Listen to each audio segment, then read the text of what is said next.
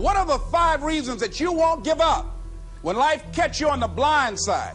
When the messenger of misery visits you, what are you going to do? What will keep you in the game when life knocks you to the canvas?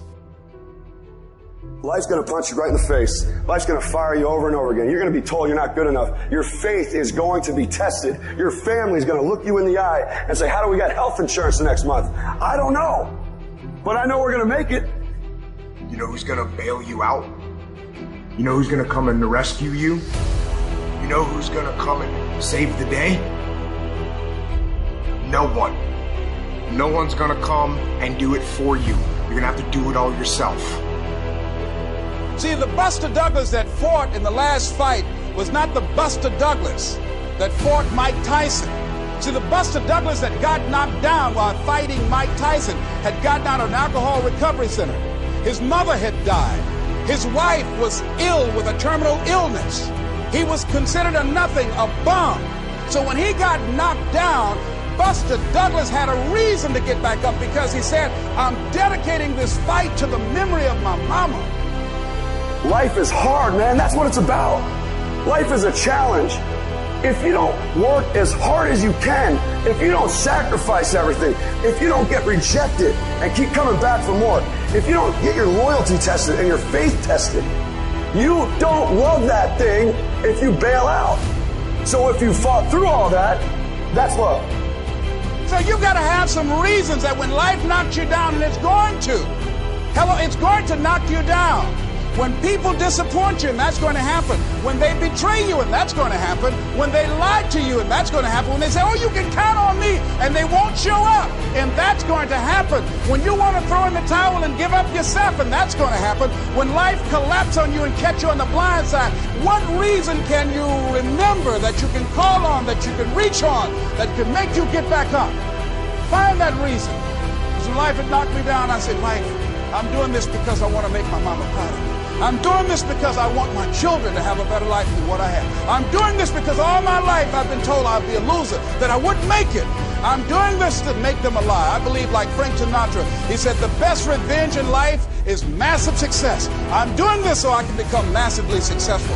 And with that kind of courage, with that kind of affirmation and reason to empower me, I got a saying that when life knocks you down, try and land on your back, because if you can look up, you can get up.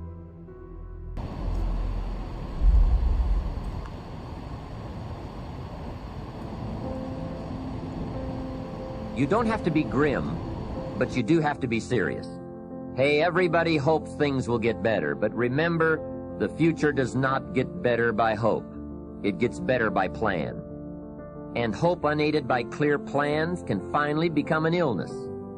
There's a Bible phrase that says, hope long delayed makes the heart sick. It's a sickness. I used to have the illness known as passive hope. It's bad.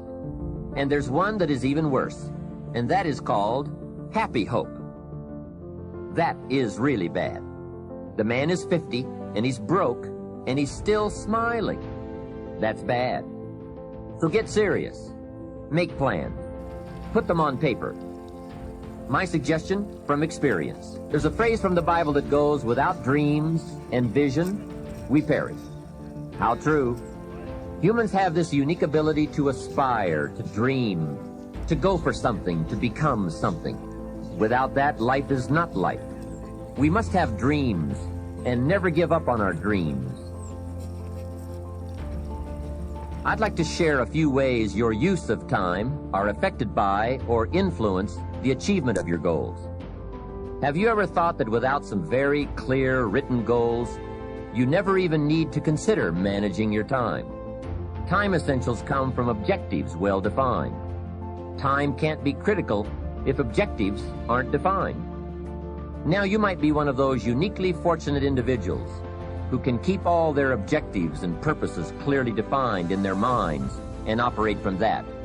But I wouldn't take the chance. Write your goals down and set careful priorities. Sometimes priorities are determined by the season. For a farmer in springtime, the season dictates his most important activities. During the spring, a farmer must work around the clock, burn the midnight oil, and keep the equipment running because he has only this small window of time for the planting of his crops. One of the difficulties of living in an industrialized society is the losing of the sense of seasons. When to pour it on, when to ease back, when to take advantage. It's easy to keep going from 9 to 5, year in and year out, and lose a natural sense of priorities and appropriate time. Don't let one year just blend into the next. Keep an eye on your own seasons, lest you lose track of values and substance. Part of setting priorities is learning to separate major activities from minor activities. This is a whole skill in itself, but once you have learned it, it will pay dividends you won't believe. So learn to put everything on your mental scales to be carefully weighed before you spend time or money. Of your sanity is socially distributed. And what I mean by that is, well, let's say that you know how to behave. You're well socialized. You can play with others. Now, I said already in this conversation, if you didn't learn to play with others between the time you were 2 and 4, you will never learn. And psychologists have beat their heads against the wall trying to rehabilitate antisocial children. They can't do it after the age of 4.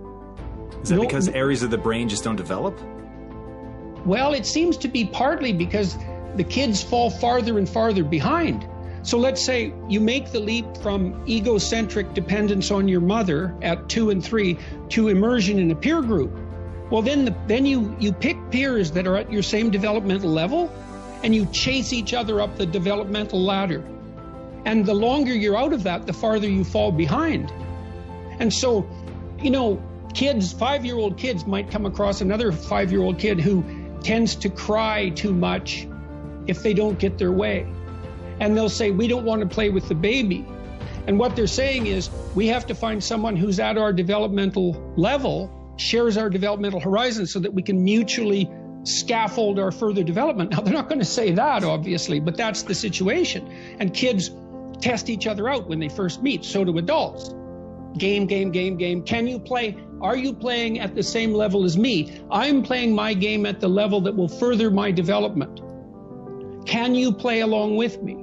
If not, well, maybe you're lower in status and I can pull you up as a mentor. Maybe you're higher in status and I can learn from you. But if you're a peer, we can play together. Anyways, if you're acceptable to your peers and you behave well, they'll accept you. And then they tell you all the time if you're acting appropriately. If your jokes are funny, if you're dominating the conversation, if you're bringing something of value to the table. And all you have to do is pay attention to the social cues, and you'll keep yourself regulated. And at the end of the day, you're going to get what you focus on. They're both true. This is both the most amazing time that's ever happened, ever in recorded history. And yet real things that are terrifying are also happening. But where you put your energy, where you put your attention, where you put your focus, is going to determine what you see. And that is the most fascinating and the most important thing you have to understand about the way that your mind works. You get what you focus on. If you focus on the things that are bad, they will become real. They will become exaggerated. They will begin to monopolize your thoughts. You'll see them everywhere. It's called the reticular activating system. Your mind is literally designed to pay attention to the things that you notice. Once you notice a certain car, you see it everywhere. Once you notice a certain dog, you see it everywhere. Once you hear a certain name for the first time, suddenly you realize that that name has been all around you this entire time. But now that you're focusing on it, now that you're looking for it, it is everywhere. So whatever you look for, it's going to be everywhere. If you look for the negative, it'll be there. But if you look for the positive, it will overwhelm you. When you manage something, you do so to keep it going. Well, you don't need to keep time going. You don't even need to watch it. You can be completely unaware of it. You can go to sleep. Doesn't matter. Time just continually moves. Doesn't need you. It doesn't need me. It just keeps moving. We don't need to do time management because there's nothing to manage. It's automatic. It continually moves. What we need to do is priority management.